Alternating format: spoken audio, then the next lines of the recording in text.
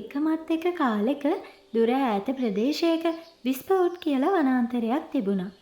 උස කඳු පන්දි විශාල ගස් මල්වතු වගේ දේවල් නිසා වනාන්තරය හරි ලස්සනයි. වනාන්තරයේ ටිකක් ඇතුළට යන්න යන්න මේ ලස්සන තවත් වැඩි වෙනවා. වනාන්තරයේ මැදට වෙන්න හරි අපූරු ගල් වලින් හදපු පොඩි ගෙයක් තිබුණා. මේ ගෙදර වටේට සත්තු නිදහසේ ජීවත් වෙනවා. මොකද මේ ගෙදර ජීවත් වෙන්නේ කරුණාවන්ත එල්ෆ් කෙනෙක්. මේ එල්ෆ්ගේ නම තමයි පිපින්. පිපින් සත්තුන්ට ගහකොළ වලට හරිම ආදරෙයි. පිපින්ගේ තනියට මේ ගෙදර හිටියා පොඩි පූස් පැටියෙක්. මේ දෙන්න තමයි හොඳම යාළුවෝ. පිපින්ගේ අම්මයි තාත්තයි දෙන්නම නැහැ. ඉතින් පිපින් එයාට ඕනේ හැමදේම තනියම කරගත්තා. අද දවස් වැඩ ඉවර වුණ නිසා මෙයා හෙට දර හොයන්න යන්නත් ඕන නිසා වේලාසන කාලා බීලා නිදා ගන්න ගියා. පහුවෙනිදා උදේ ඉරේලිය පොළොවට වැටෙනකොට පිපින් තමන්ගේ ගමන යන්න ලෑස්ති වුණා. එයා වනාන්තරයට ගියා. මුළු වනාන්තරයම හරිම ලස්සනයිනේ. හැම තැනම මල් පිපිලා. හැම තැනම හරිම සුවඳයි. මෙහෙම කියලා පිපින් වනාන්තරයේ ඇතුළට ඇවිදගෙන ගියා. එයා දැක්කා එක ගහක් යට කෝටු වගේක් වැටිලා තියෙනවා. ඉතින් පිපින් දර එකතු කරන්නනේ ආවේ. එයා තව කෝටු හොය වනාන්තරයේ ඉස්සරහට ගියා. මේ තියෙන්නේ තව කෝටු. තව කෝටු තියෙනවා කියලා මෙයා වනාන්තරේ වැඩි යන්නේ නැති පැත්තකටත් ගියා. මේ මොකද මේ වෙලා තියෙන්නේ? වනාන්තරේ එක පැත්තක් හොඳටම අඳුරු වෙලා. ගස් කොළන් ඔක්කොම වේලිලා. කොළ පාට ටිකක්වත් නැහැ. පිපින් බැලුවා මේ මොකද වෙන්නේ කියලා.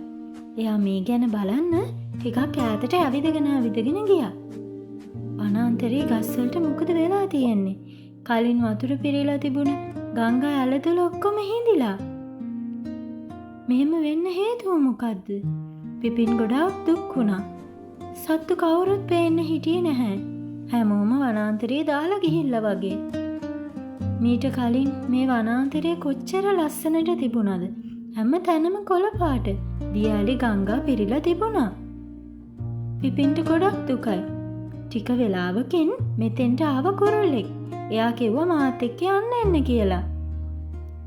පිපින් මේ කුරුල්ලත් එක්ක වනාන්තරයේ ඈතට ඇවිදගෙන ගියා. මෙයා හරි අපූර්ව දෙයක් දැක්කා. හරිම පුදුමයි. හරි ලස්සන තැනක්. මේ තියෙන්නේ කියලා පිපින්ට දෙයක් මතක් වුණා. එයා අහලා තිබුණ වනාන්තරයේ හදවත ගැන. මේ තියෙන්නේ වනාන්තරයේ හදවත. ඒක යකඩ පෙට්ටියක් වැටුණ නිසා මැරිලා. ඉතින් පිපින් මේක අයින් කරන්න උත්සාහ කරා. මේ විදියට නම් ඒක අයින් කරන්න වෙන්නේ නැහැ.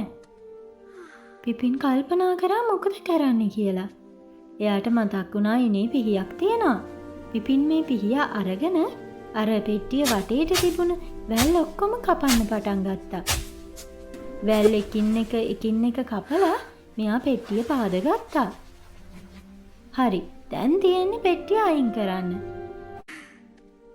පිපින් එයාගේ එහා පැත්තේ තිබුණ ලොකු පොල්ලක් අරගෙන ඒක අර පෙට්ටිය යටට දාලා පෙට්ටිය තල්ලු කරා. ඊට පස්සේ ඒක ඇදගෙන ගිහින් අයිනකින් දැම්මා. පිපින්ට හරිම සතුටුයි. වනාන්තරේ හදවතට නැවත පණ ලැබුණා. හතර වටේට ආයෙත් වතුර ගලාගෙන ගියා. ගස් කොළන් ඔක්කොම කොළ පාට වුණා. පිපින් වනාන්තරේ හදවතට නැවත පණ දීලා සතුටින් ආයෙත් ගෙදර යන්න පිටත් වුණා. මෙයා කරපු මේ කාර්යයට වනාන්තරයේ ඉන්න ගස් සත්තු හැමෝම ස්තුතිවන්ත වුණා. පිපින් කොහොමද මෙයාලගේ වීරයා. හැමෝම පරිසරයට ආදරය කරන පිපින්ට ගොඩාක් ආදරය කළා.